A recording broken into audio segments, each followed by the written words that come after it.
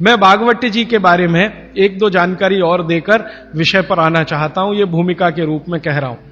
भागवत जी भारत देश के उन महान ऋषियों में गिने जाते हैं जिन्होंने चरक से भी ज्यादा काम किया। ये बात को बहुत ध्यान से आप सुनिएगा, लेकिन मैं विनम्रता पूर्वक कह रहा हूं। अब तक हमने बार बार चरक का नाम सुना है, चरक चरक चरक।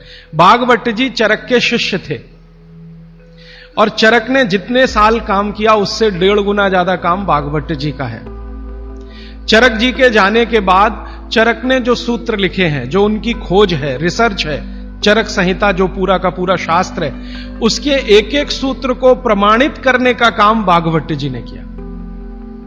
प्रमाणित करने का मतलब ऑब्जर्वेशन करना, फिर जैसा रिजल्ट है वैसा ही प्राप्त करना। जैसे चरक ऋषि ने कहा यह खाने से यह होता है, मान लो उन्होंने एक स्टेटमेंट कर दिया कि यह वस्तु खाने से यह होता है, भागवत जी ने उसको प्रमाणित करने में 25 साल लगा दिए, 20 साल लगा दिए, 30 साल लगा दिए, और जब तक देख नहीं लिया तब तक उसको लोगों को कहने लायक नहीं माना।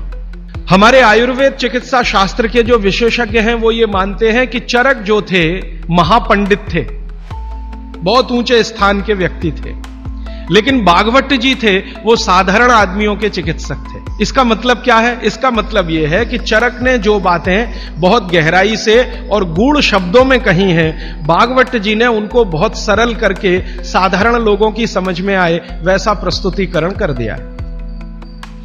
भागवत जी की ये 2 पुस्तकें अष्टांग हृदयम और अष्टांग संग्रहम पढ़ने के बाद मुझे लगा कि मैंने चरक को पढ़ लिया, सुश्रुत को पढ़ लिया, निघंटु को पढ़ लिया, सबको पढ़ लिया, क्योंकि उन्होंने सबका निचोड़ डाल दिया उसमें। और वो ये कहते हैं कि अब मैंने जो तैयार कर दिया है अष्टांग हृदयम या अष्टांग संग्रहम, ये आम आदमी के लिए है, वो चाहे तो इसका पालन करे और अपने जीवन में मेरी तरह से सुखी और निरोगी रहे।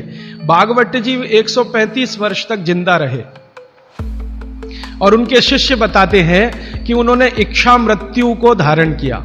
माने उनकी इच्छा हो गई थी कि अब बहुत दिन जिंदा रहने से कोई फायदा नहीं है, तो मृत्यु को वरण किया।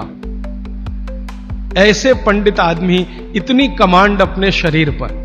और वो ये कहते हैं जब मृत्यु को जा रहे थे तो उनके शिष्य कह रहे थे कि परेशान हम हो जाएंगे, आप चले जाएंगे। उनका कोई परेशानी नहीं है, ये शरीर छोड़ूंगा, दूसरा धारण करूंगा, जैसे तुम शर्ट बदलते हो मैं बदल लूंगा, लेकिन अब मुझे जाना चाहिए, इस शरीर का सीमा हो गया है। ऐसे व्यक्ति जिन्होंने मृत्यु को धारण किया अपनी इच्छा से,